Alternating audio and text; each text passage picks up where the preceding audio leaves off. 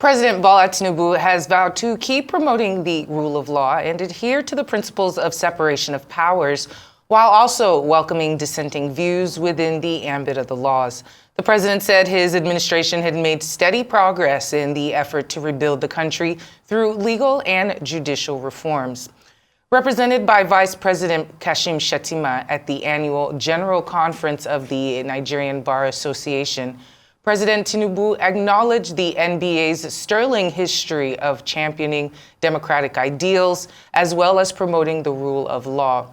Tinubu urged Nigerian lawyers and other citizens to join hands with his administration in working towards a great Nigeria. We now turn to APC chieftain Cletus Obun, who joins us from our Abuja studio to discuss the truism in Tinubu's promise to uphold the rule of law and tolerate dissenting voices. Is he practicing what he preaches? He will also be looking at the off-cycle elections with particular focus on the Edo State gubernatorial elections, which are just around the corner. Great to have you on the show. Thank you for joining us, Cletus Obun. Thanks for having me this afternoon, Hawa.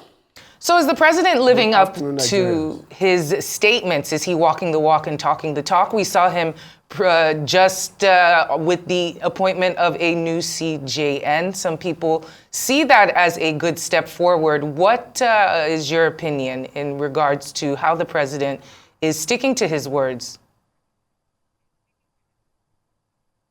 Well, in about 14 months now, Nigerians should be giving testimonies about his credentials as a Democrat who believes in the rule of law.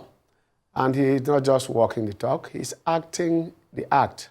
He has more than ever before shown why he became president. And that is by the actions he has taken so far concerning a lot of pillars of democracy and his resolve to protect them. You will recall, only recently, the protest that took place. At no time did he condemn the protest. What he warned about was about the issue of allowing it to be hijacked and turning violent, because the control of protests all over the world has been proved impossible anywhere in the world. You see the ones in the United Kingdom, it was almost the same time with ours, and it lasted even longer than ours, and you could see it on the street, it is all over the net. Then we also have other protests. So in Nigeria, you could see the way and manner in which for the first time we saw a professional military, a professional policing, and a professional and democratic president who came out strongly. So his credentials as a Democrat, his credentials as one who walks the talk, and a man who believes in the rule of law, it has never been any time in doubt. If anything, it has been accentuated by his current position as president.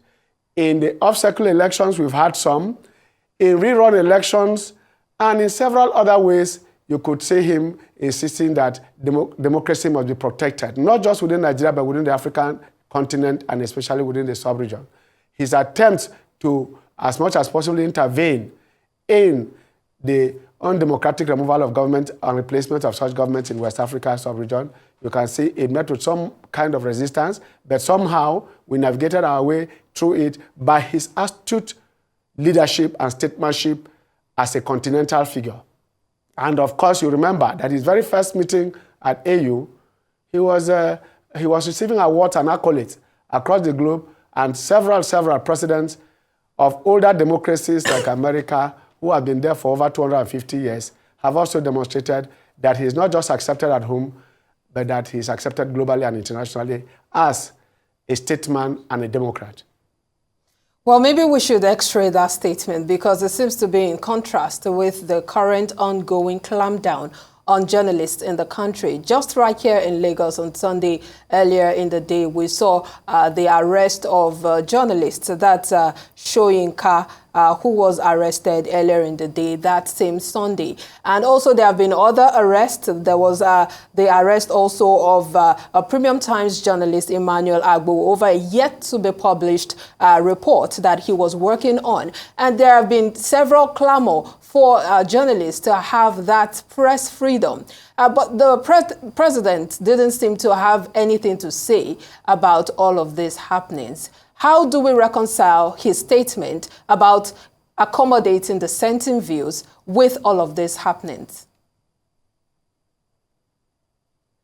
I do not know. It is, in fact, one of the biggest contradictions that we can ever have, that a man who himself is a media man who has several newspapers and online, and who is a beneficiary of the media, can turn around to haunt the media. If they are off cases where you have one or two journalists who run foul of the law and they are being questioned, and it is termed as detention, anybody in Nigeria under our law, under the rule of law, is subject to questioning by security once they suspect that there will be a breach of the peace, either by what you say or write. Look at our laws. Even a baby journalist is aware in media law about the issue of what you publish and what you don't publish. And when people think that they can't celebrate, and the only way in which they can be celebrated is to exacerbate and generate tension within our country and call it journalism and freedom of speech. I do not know anywhere in the world. I do not know. Only recently, even Trump, even Biden, still sitting in office, have had to call for some form of censorship, especially of the social media, that brand of journalism that has terrorized our country and most nations more than even the armed bandits themselves. So when you engage in this type of media terrorism and then you say that you shouldn't be questioned, you have sat on this studio in several of your own episodes and shows in which anchors and even guests have had to rain abuses, physical abuses on the president before, during, and even after the presidential election. Nobody has ever been arrested walking out of the studio. You don't get more freedom than that. But what will not be accepted anywhere in the name of freedom of speech? For instance, I give you an instance in Nigeria, where on a daily basis, our military are being harangued, our policemen are being killed, and when somebody is arrested, you say he shouldn't be arrested because he has the title of a journalist. I don't know where that works. You can also, in 1985, I remember Operation Sea Dog. Nigerian soldiers, 5 Nigerian soldiers were killed around the Bakassi Peninsula when the initial stages of that crisis erupted.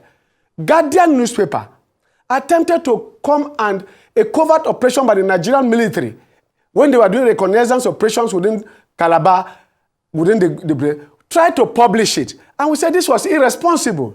Do you have more information, more satellite in the air than CNN, than BBC, than CBN and other such energy? Do you ever see them trying to uncover and expose their military and their intelligent community in the name of freedom of speech? Have you ever read that? America goes to take out Osama bin Laden.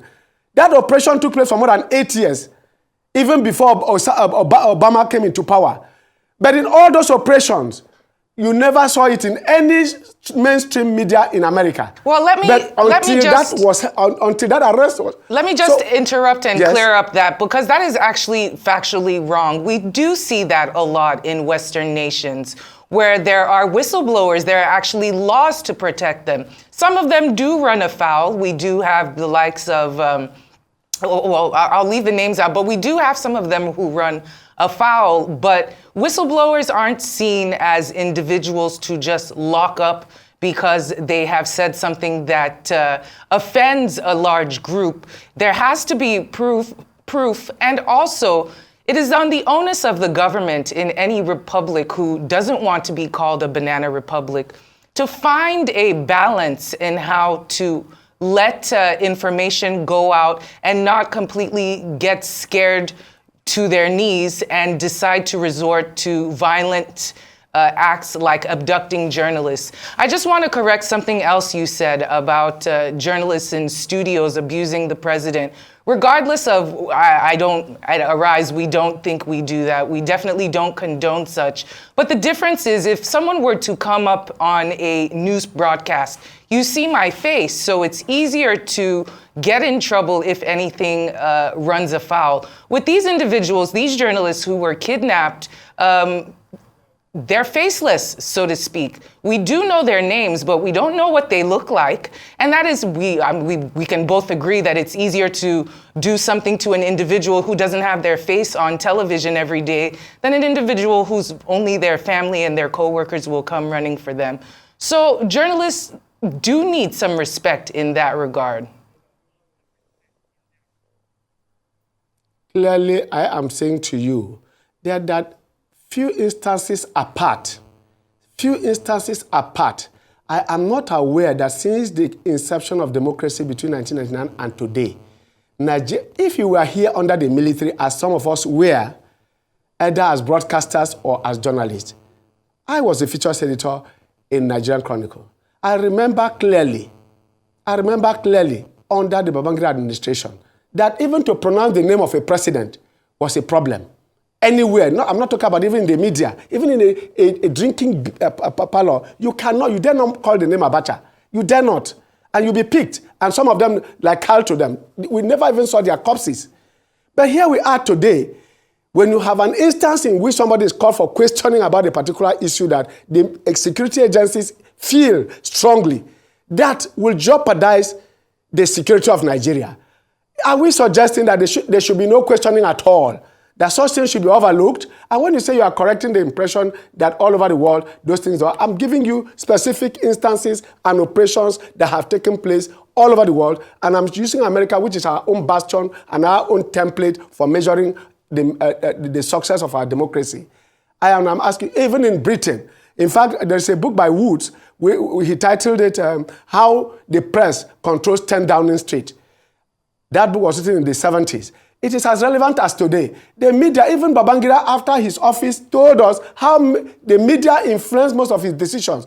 In doing this, it does not in any way call under our democracy, especially between 1999 and today, in this dispensation, in which journalists, like you said, are hunted and kidnapped. When a police officially invites or arrests a journalist, does that amount to kidnapping? What is the meaning of kidnapping in this context? So if you say a policeman or the soldiers abducted a journalist or even an individual, because I've seen cases like what led to the NSAS crisis, where policemen you have a personal issue with somebody and you just go and tell the SARS people and they come after you. They've done that to me. So when the NSAS matter came, nobody was surprised because it was getting out of hand and there was citizen action to stop it. But in this context, we are saying we are suffering and going through insurgency. You name them.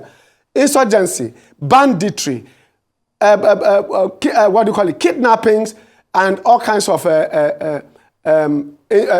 unrest and insecurity across the country. In all that, are you suggesting that if the security have reasonable cause to question a journalist, who they imagine? Listen to the other man who came and pretended that he was the one negotiating between bandits and the security agencies. At the end of it, they discovered he was a financier and indeed a collaborator with them. If such a person is hounded and hunted because they have sufficient intelligence to show that he's even armed and that most of the arms pass through him, won't the security agencies be allowed to do it simply because he's a journalist or he's a teacher or he's a lawyer?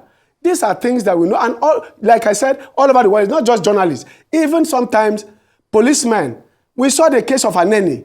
Who was his collaborator? It was an inspector of police, a superintendent of police, Iyamu, and all that. So if police go after themselves or such men, even the army in the northeast discovered that some of their own men were being used to track and ambush them.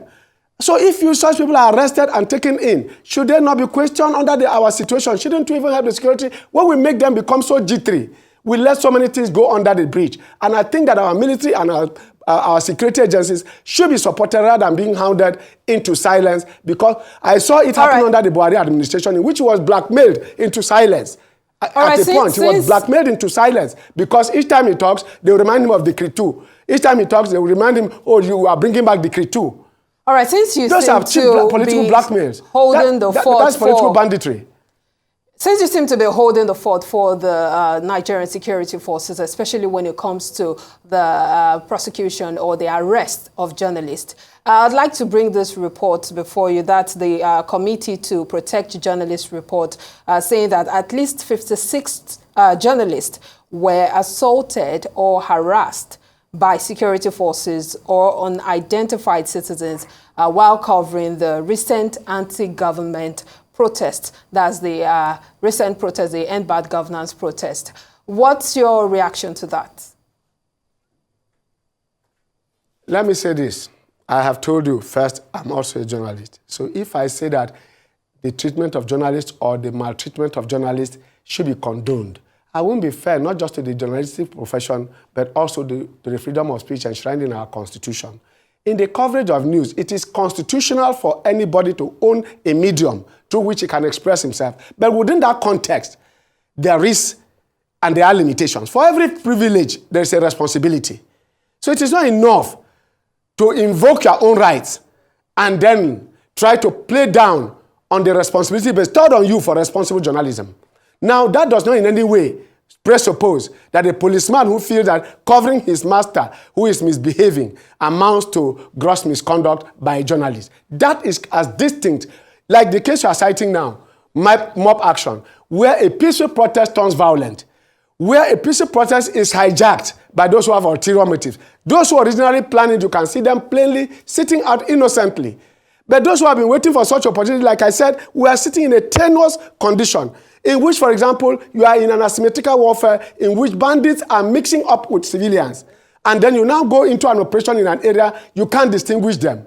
And when they hijack like that, hijack the situation like that, you don't expect the military to become spirits to now begin to distinguish. If you find a pressman who is wearing press and then in the presence of dispersing a crowd and you throw a tear gas, do you tell the tear gas or monitor the tear gas not to affect the journalist who is covering it? We've seen Christian Amampo. We've seen several war journalists covering the war and bullets. Some of them even got caught by crossfire.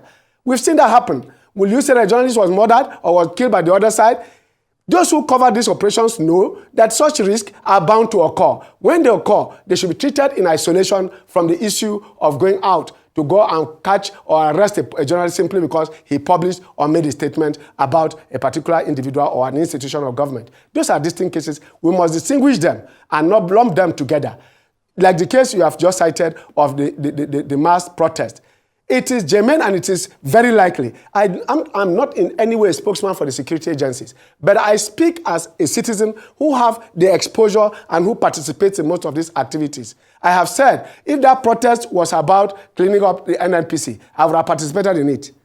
I will participate even if they start it tomorrow and say that NNPC must refine fuel and bring back the refineries. I will participate in such a protest because with that, Nigeria will definitely get all the food inflation and all forms of economic crisis will be reduced by more than 50%. That is my belief. So I am not speaking here in order to defend the actions of overzealous policemen or security agents that act out of order. And they are what you call illegal orders. Somebody with a personal problem now invokes or uses the police to do that, as is about to happen in Edo State now. As it's about to happen in Edo State now, in which some people come and say, Edo Security Network, and then they now wear uniforms and then go to harass other opponents. And you call that internal security. Those are the kind of things you must distinguish and must bring out to publish. And if a reporter now goes and says, look, at Ogbo Hill, this is what I saw. At Oriawan, this is what I saw. At the roundabout, I saw the security network doing that and bring pictures out. You go and arrest him and say that he shouldn't cover that. That's a different matter completely, away from a man who goes to dig information that will jeopardize the security of the country. It is the duty of the security agencies to ensure that such individuals, no matter who they are, must be called to question. And I don't think anybody has immunity against that. Those who decide what amounts to national security are not the journalists. It is not the citizens. Otherwise, you won't be having security agencies. Well, we'll just have to leave it right there. And thank you so much for joining us for this discussion here on Newsday, APC Chieftain Cletus Obun.